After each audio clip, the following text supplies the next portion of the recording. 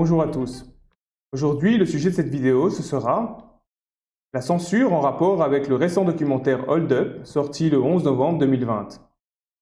C'est un documentaire français relatif à la crise du Covid-19, présentant différentes informations qui jusqu'à présent sont absentes des réseaux médiatiques traditionnels.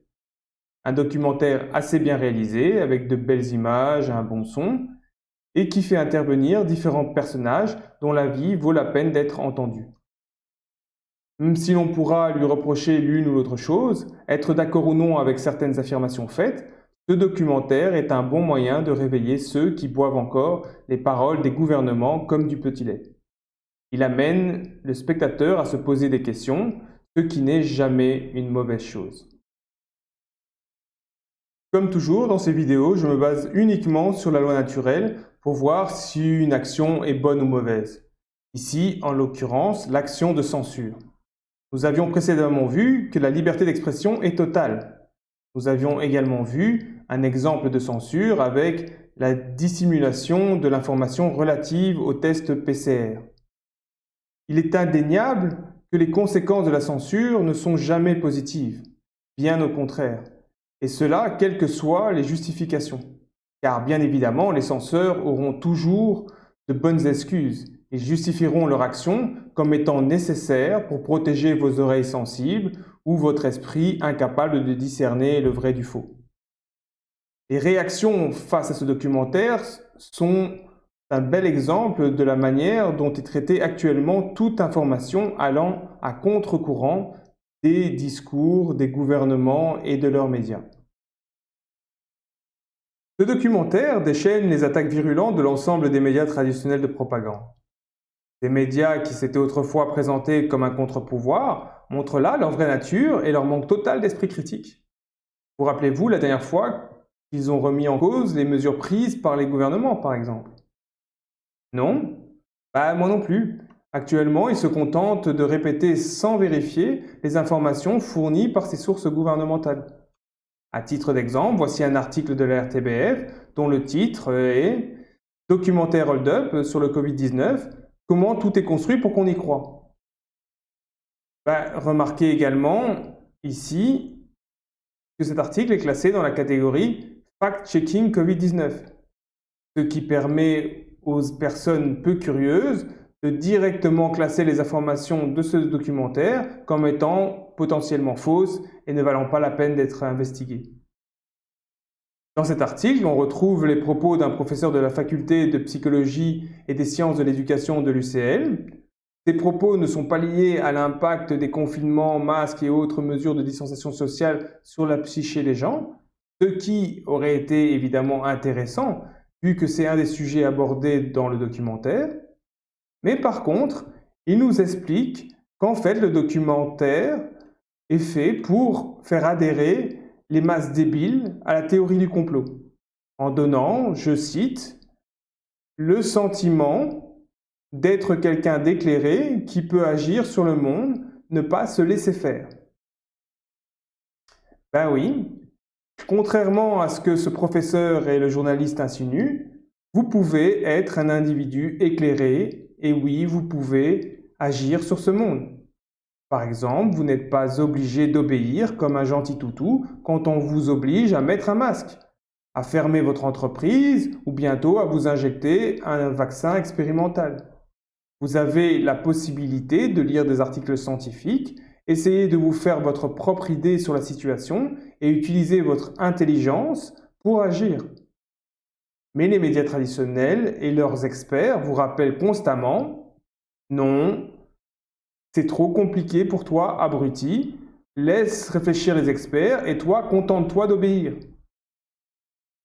Ce qui est assez comique, ce sont les parties où ils expliquent au lecteur comment réagir face aux fanatiques complotistes, en disant par exemple « Moi, j'ai entendu des choses différentes. » Quelle source te fait croire telle ou telle chose?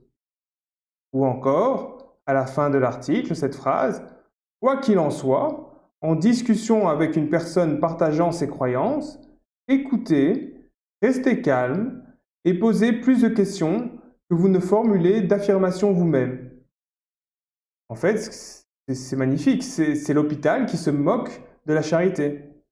Car si vous discutez justement avec une personne adhérant au narratif gouvernemental, dans 99% des cas, elle ne sait pas, elle croit. Elle est incapable de donner la moindre preuve, se basant sur des dires de soi-disant experts qui passent sur les plateaux télé et qui disent blanc ou noir en fonction des intérêts politiques.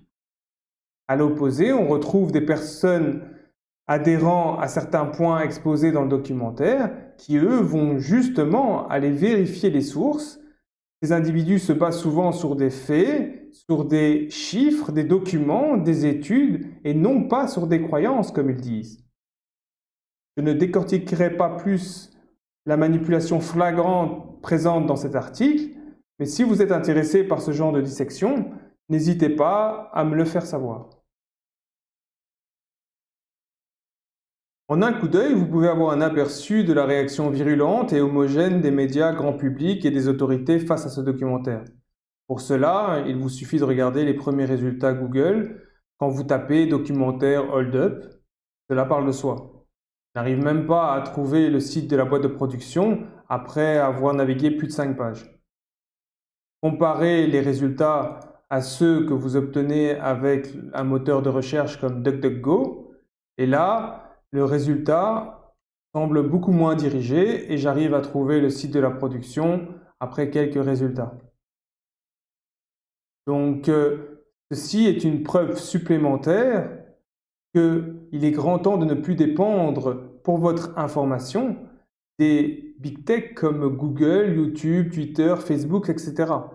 Il est devenu évident que ces compagnies ne laisseront plus l'information circuler si elle ne va pas dans le sens compatible avec leur idéologie. Donc ici, plutôt que de débattre de chacun des points présentés dans ce documentaire, les journalistes et les politiques nient son intérêt en bloc, l'identifiant comme faisant partie de la théorie du complot. Cette terminologie a été poussée par la CIA dans les années 60 pour ridiculiser et discréditer les personnes non convaincues de la théorie officielle sur l'assassinat du président Kennedy. L'objectif ici est de détourner l'attention du spectateur de l'information en elle-même, en identifiant ceux qui la propagent ou ceux qui l'écoutent comme des individus irrationnels. Si certains se contentent de dissuader leur audience de le visionner, d'autres demandent tout simplement sa censure, car il est jugé dangereux. Dangereux pour qui? Pour la population ou pour le système? Car très franchement, je ne vois pas comment un documentaire pourrait faire plus de dégâts que les gouvernements n'en ont déjà fait. Comprenez bien ici que la loi naturelle ne condamne pas les journalistes, car eux aussi ont le droit de s'exprimer, même si leur objectif est de manipuler et pas forcément dans l'intérêt de leur audience. Vous vous rendez bien compte que le fait qu'ils aient la liberté d'expression est une chance, car cela nous permet de clairement distinguer les individus dignes de confiance des autres. S'il y a une chose que cette crise nous a appris, c'est que les médias traditionnels sont à la botte des gouvernements et qu'il ne faut pas s'attendre à ce qu'ils nous transmettent des informations fiables. Ils ne sont utiles que pour nous divertir et nous annoncer la météo de la semaine, et encore. Par contre, là où il y a une transgression de la loi naturelle, c'est lorsqu'on supprime physiquement le contenu du documentaire, qu'on essaie de le rendre inaccessible, qu'on supprime ses moyens de financement ou qu'on s'attaque en justice ou physiquement à son auteur. Dans le cas qui nous occupe, au bout d'à peine 2 jours, la vidéo s'est vue supprimée de la plateforme Vimeo, où elle était officiellement hébergée. L'ayant personnellement légalement achetée sur cette plateforme, je n'y ai plus accès. Heureusement que je l'avais téléchargée. Depuis, elle est constamment supprimée dès qu'elle apparaît sur l'une ou l'autre plateforme.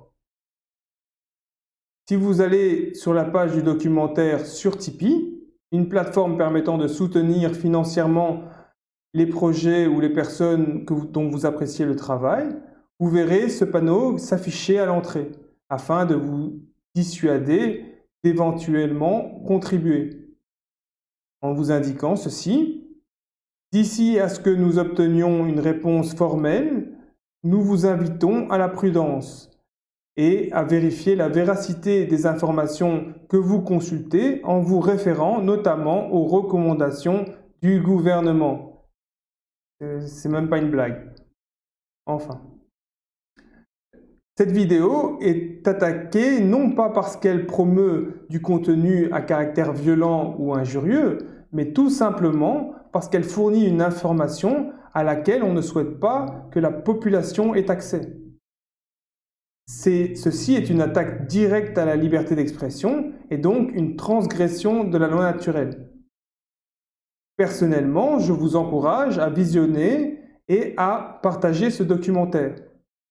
Pour ce faire, il vous suffit d'aller sur une plateforme comme BitChute ou bien sur Odyssée. Et là, vous tapez simplement documentaire Hold Up et vous trouverez le documentaire avec sa durée de 2h40 environ, sans aucun souci.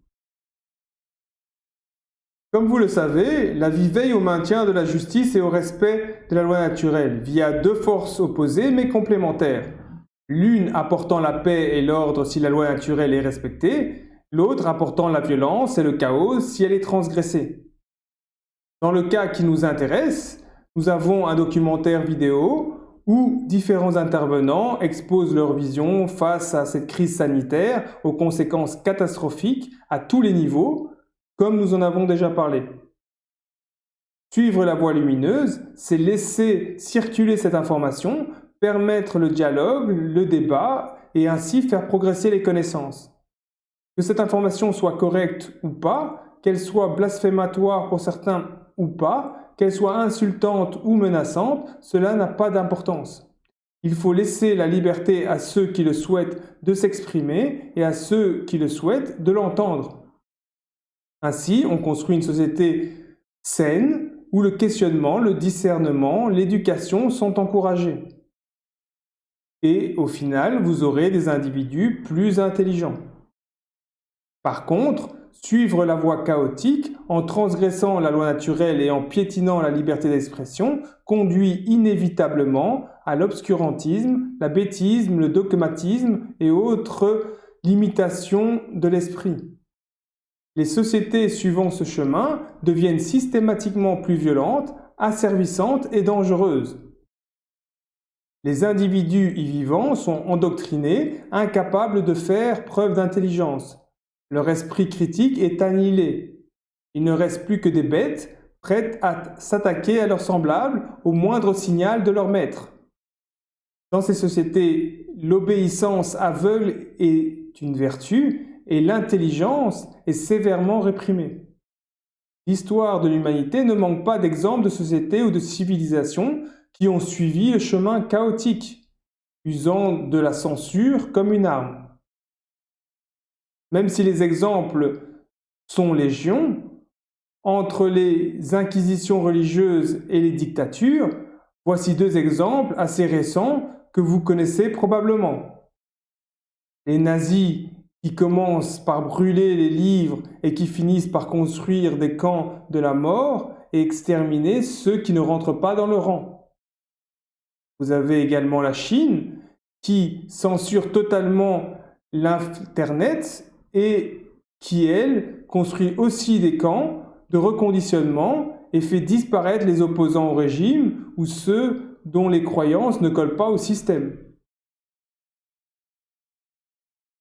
Comme le disait Heinrich Heine, célèbre écrivain allemand du XIXe siècle, ceux qui brûlent des livres finissent tôt ou tard par brûler des hommes. Donc voilà, n'hésitez pas à me laisser des commentaires, poser des questions ou proposer des sujets pour les prochaines vidéos. Et sur ce, je vous remercie de votre attention et je vous dis à bientôt.